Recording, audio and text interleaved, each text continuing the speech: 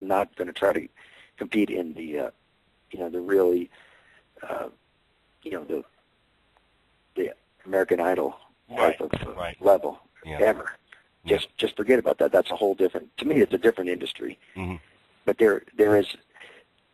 I don't know. After touring and just seeing that at the underground level, the people can tour their whole lives as long as they sincerely give it to the people to buy the tickets. Yeah. And they remain so loyal. Yeah, and and I think as a fan, Steve, I think the reason why is because, in this digital age, like you've talked about, everything seems kind of cold almost. I mean, it just seems like when you have the warmth and genuine power and passion behind it, that stuff's going to show more, and eventually that stuff's going to get the better of people, and the younger crowd's going to come in. Hopefully not the American Idol crowd, like you said, but I think that's the stuff that really speaks to people. Well, yeah, I mean, TV stuff has always had to be, show me everything, the beginning, the middle, and the conclusion in 1 minute. So the song has to be that way, the image has to be the way that, everything has to be just, I have to figure this out right now, and it has to appeal to me in 3 seconds before I change the channel. Yeah. And you can't do that if somebody like me just is not designed for that. Yeah. But, I'm not putting down people that can make that work. I'm just saying that it just never was me. Yeah. How about I'm sorry, Steve. I love to preach to young people, not preach. I mean literally, but give these educational seminars and explain to them that being successful, making a living in music means being able to do what you want and make a living. And it involves hard work every single day. Yeah. You have to work on something every single day, even if you're not, doing it in front of an audience. Right. It can be done. It can definitely be done, but don't ever measure your success by dollars, units sold, or chart position, ever. Right.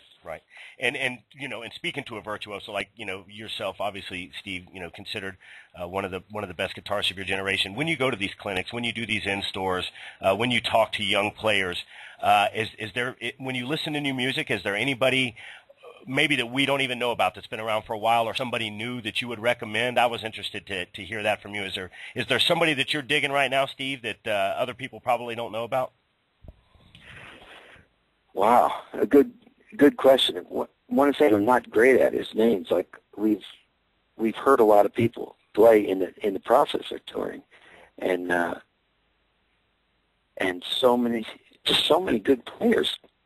I think every city I've been to has this guy is really good, and his band is really good, kind of thing going on.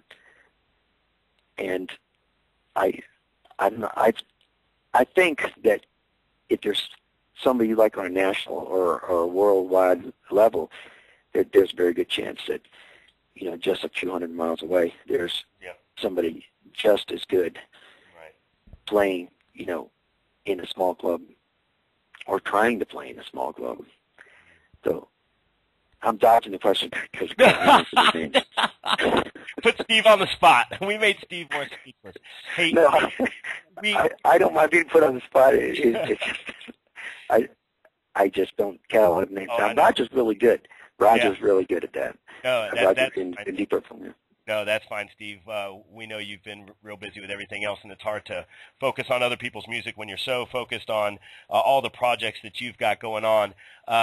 Folks, we have been, obviously, everybody that's been listening to this knows the collaborations that Deep Purple and certainly Steve Morse has made to our music, and this has been a real honor and pleasure, Steve. We know you didn't have a lot of time. Want to go over some things real quick before we go to our readers and listeners out here. It's about time to get ready to hate Steve Morse for a minute. He just got back from Italy, but Deep Purple is going to be touring throughout the fall and winter in Europe, and Steve is going to be places like Switzerland. There's a lot of stops in France, I see. We're going to put links to all these up here so you folks will have the tour date. Also a stop in Belgium. Man, it's got to be rough being Steve Morse. I mean, I know you're constantly working, but you get some pretty good scenery, man. Well, we do get to see the world for sure. Although, when you're doing it on schedule and you got 2.5 hours to get something to eat and take a shower, and then when you come back, it's dark. Right. And when you wake up, it's time to leave. You don't exactly have 6 hours to go to a wine tasting, right there, Steve? Yeah. Right. But we see a lot of the world, and we're also doing a real long, that next tour, like long bit in Germany as well. Right. So we're already talking about what to change on the set list for the next tour leg, and once again, everybody has different ideas. So if it would be neat if we could one day do everyone's list, and change it every day. Yeah. But it'll be a series of emails talking about what to change. Probably. Yeah. Folks, like I said, a real pleasure and honor for us to sit down with Steve Morse, somebody whose music we've been digging for a long time and been making guitarists frustrated, trying to copy for a long time. Like I said, to all of our thousands of members in Europe, we're going to put up the tour dates that Steve and Deep Purple are going to be on this winter and fall. Steve, we really appreciate your time. It's been a pleasure and honor for us. We appreciate it. We know you're real busy. Well, thanks for calling, and thanks for having me on. Hey, no problem at all, sir. You have a great day. Appreciate it. Thank you. Bet, Steve. Bye-bye. Bye-bye.